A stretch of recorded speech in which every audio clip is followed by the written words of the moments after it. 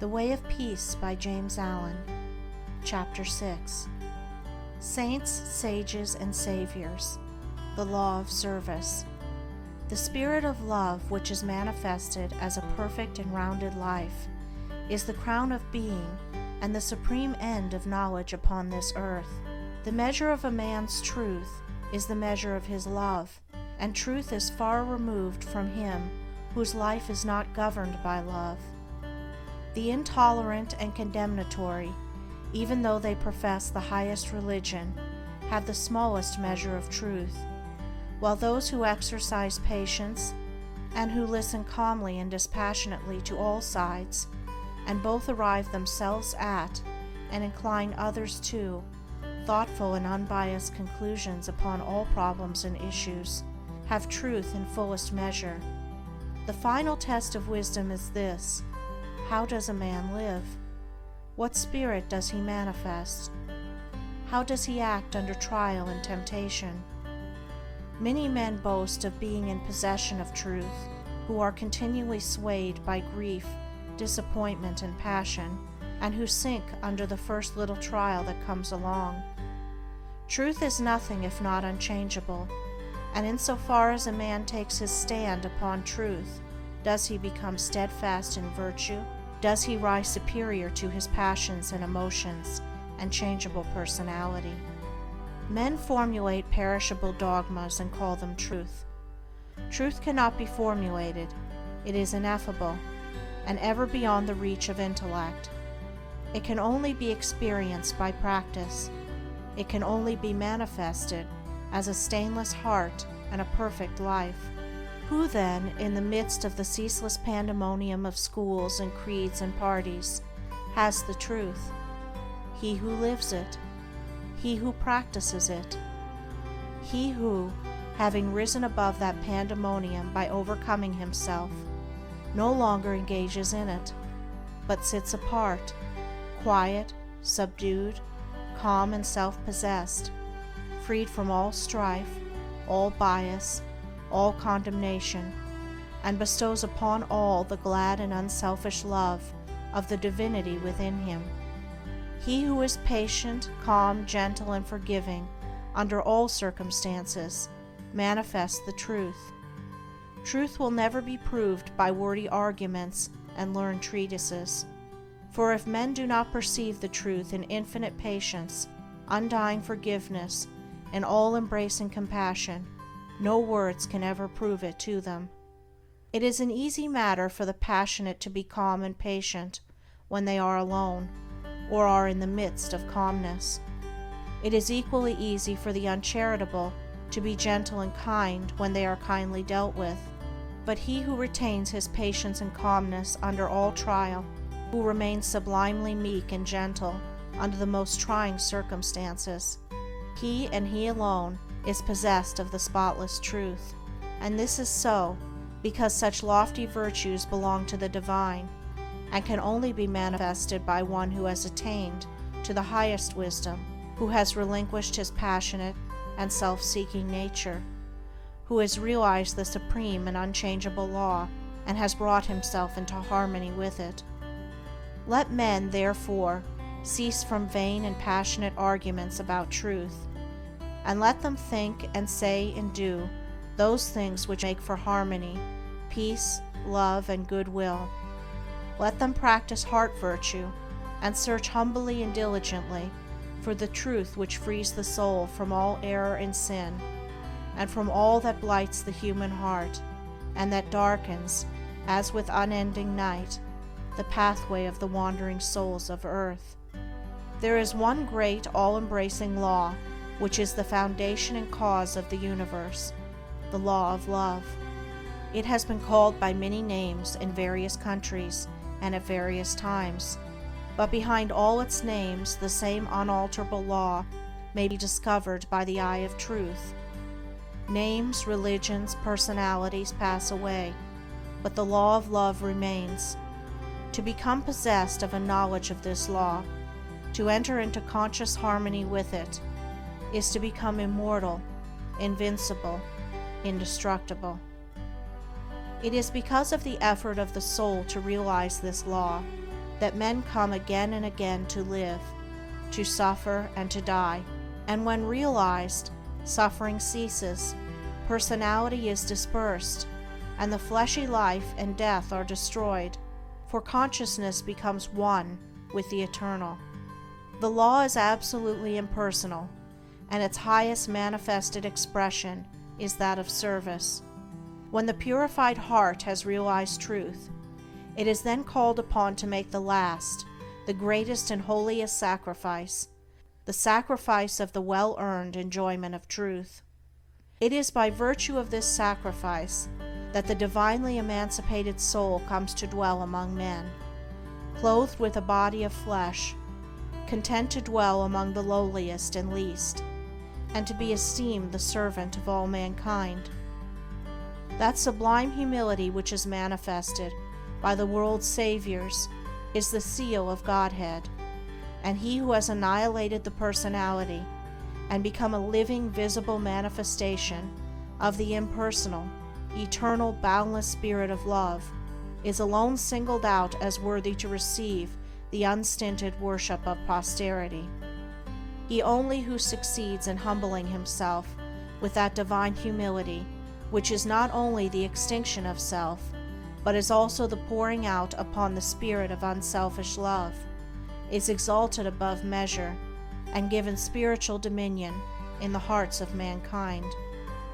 All of the great spiritual teachers have denied themselves personal luxuries, comforts, and rewards, have abjured temporal power, and have lived and taught the limitless and impersonal truth. Compare their lives and teachings, and you will find the same simplicity, the same self-sacrifice, the same humility, love, and peace, both lived and preached by them. They taught the same eternal principles, the realization of which destroys all evil.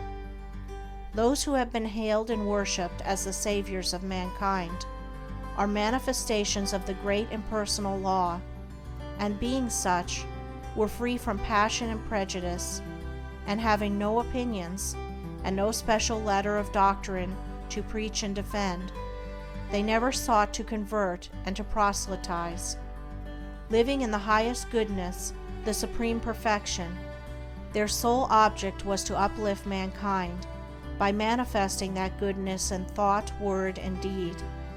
They stand between man, the personal, and God, the impersonal, and serve as exemplary types for the salvation of self-enslaved mankind.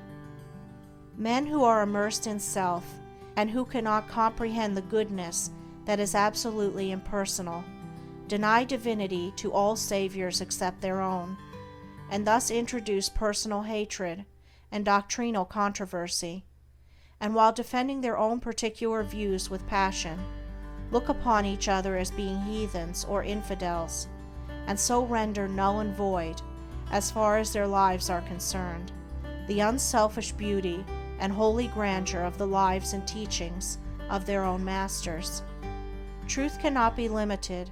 It can never be the special prerogative of any man, school, or nation, and when personality steps in, truth is lost. The glory alike of the saint, the sage, and the savior is this, that he has realized the most profound lowliness, the most sublime unselfishness, having given up all, even his own personality. All his works are holy and enduring, for they are freed from every taint of self. He gives, yet never thinks of receiving. He works without regretting the past or anticipating the future, and never looks for reward. When the farmer has tilled and dressed his land and put in the seed, he knows that he has done all that he can possibly do, and that now he must trust to the elements and wait patiently for the course of time to bring about the harvest, and that no amount of expectancy on his part will affect the result. Even so, he who has realized truth goes forth as a sower of the seeds of goodness, purity, love, and peace, without expectancy, and never looking for results, knowing that there is the great overruling law which brings about its own harvest in due time, and which is alike the source of preservation and destruction. Men, not understanding the divine simplicity of a profoundly unselfish heart, look upon their particular Savior as the manifestation of a special miracle, as being something entirely apart and distinct from the nature of things, and as being, in his ethical excellence, eternally unapproachable by the whole of mankind. This attitude of unbelief, for such it is, in the divine perfectibility of man, paralyzes effort and binds the souls of men as with strong ropes to sin and suffering. Jesus grew in wisdom and was perfected by suffering. What Jesus was, he became such. What Buddha was, he became such. And every holy man became such by unremitting perseverance in self-sacrifice. Once recognize this, once realize that by watchful effort and hopeful perseverance, you can rise above your lower nature, and great and glorious will be the vistas of attainment that will open out before you. Buddha vowed that he would not relax his efforts until he arrived at the state of perfection, and he accomplished his purpose. What the saints, sages, and saviors have accomplished, you likewise may accomplish, if you will only tread the way which they trod and pointed out, the way of self-sacrifice, of self-denying service.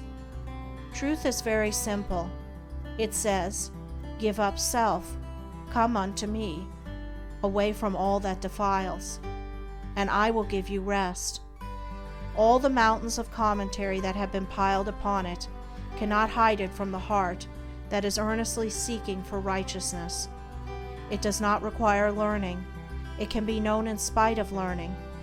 Disguised under many forms by erring self-seeking men, the beautiful simplicity and clear transparency of truth remains unaltered and undimmed, and the unselfish heart enters into it and partakes of its shining radiance.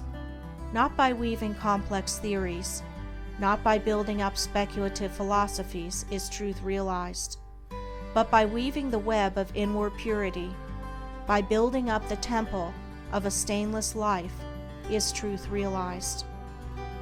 He who enters upon this holy way begins by restraining his passions. This is virtue, and is the beginning of saintship, and saintship is the beginning of holiness. The entirely worldly man gratifies all his desires, and practices no more restraint than the law of the land in which he lives demands. The virtuous man restrains his passions. The saint attacks the enemy of truth in its stronghold within his own heart, and restrains all selfish and impure thoughts, while the holy man is he who is free from passion and all impure thought, and to whom goodness and purity have become as natural as scent and color are to the flower. The holy man is divinely wise. He alone knows truth in its fullness, and has entered into abiding rest and peace. For him evil has ceased. It has disappeared in the universal light of the all-good. Holiness is the badge of wisdom. Said Krishna to Prince Arjuna, "Humbleness, truthfulness, and harmlessness, patience and honor, reverence for the wise, purity, constancy, control of self, contempt of self-delights, self-sacrifice, perception of the certitude of ill, in birth, death, age, disease, suffering, and sin, an ever-tranquil heart in fortune's good and fortune's evil, endeavors resolute, to reach perception of the utmost soul, and grace to understand what gain it were, so to attain. This is true wisdom, Prince, and what is otherwise is ignorance. Whoever fights ceaselessly against his own selfishness and strives to supplant it with all-embracing love is a saint, whether he live in a cottage or in the midst of riches and influence, or whether he preaches or remains obscure. To the worldling, who is beginning to aspire towards higher things, the saint, such as sweet Saint Francis of Assisi or a conquering Saint Anthony, is a glorious and inspiring spectacle. To the saint, an equally enrapturing sight is that of the sage, sitting serene and holy, the conqueror of sin and sorrow, no more tormented by regret and remorse, and whom even temptation can never reach. And yet even the sage is drawn on by a still more glorious vision, that of the Savior, actively manifesting his knowledge in selfless works, and rendering his divinity more potent for good by sinking himself in the throbbing, sorrowing, aspiring heart of mankind. And this only is true service, to forget oneself in love towards all, to lose oneself in working for the whole. O thou vain and foolish man, who thinkest that thy many works can save thee, who, chained to all error, talkest loudly of thyself, thy work, and thy many sacrifices, and magnifiest thine own importance, know this, that though thy fame fill the whole earth, all thy works shall come to dust, and thou thyself be reckoned lower than the least in the kingdom of truth. Only the work that is impersonal can live. The works of self are both powerless and perishable. Where duties, howsoever humble, are done without self-interest and with joyful sacrifice, there is true service and enduring work. Where deeds, however brilliant and apparently successful, are done from love of self, there is ignorance of the law of service, and the work perishes. It is given to the world to learn one great and divine lesson, the lesson of absolute unselfishness. The saints, sages, and saviors of all time are they who have submitted themselves to this task, and have learned and lived it. All the scriptures of the world are framed to teach this one lesson. All the great teachers reiterate it. It is too simple for the world, which, scorning it, stumbles along in the complex ways of selfishness. A pure heart is the end of all religion and the beginning of divinity. To search for this righteousness is to walk the way of truth and peace, and he who enters this way will soon perceive that immortality, which is independent of birth and death, and will realize that in divine economy of the universe, the humblest effort is not lost. The divinity of a Krishna, a Gautama, or a Jesus is the crowning glory of self-abnegation, the end of the soul's pilgrimage in matter and mortality. And the world will not have finished its long journey until every soul has become as these, and has entered into the blissful realization of its own divinity. Great glory crowns the heights of hope, by arduous struggle won. Bright honor rounds the hoary head that mighty works hath done. Fair riches come to him who strives in ways of golden gain, and fame enshrines his name who works with genius glowing brain. But greater glory waits for him who in the bloodless strife gains self and wrong, adopts in love the sacrificial life. And brighter honor rounds the brow of him who mid the scorns of blind idolaters of self accepts the crown of thorns. And fairer, purer riches come to him who greatly strives to walk in ways of love and truth to sweeten human lives. And he who serveth well mankind exchanges fleeting fame for light eternal, joy and peace, and robes of heavenly flame.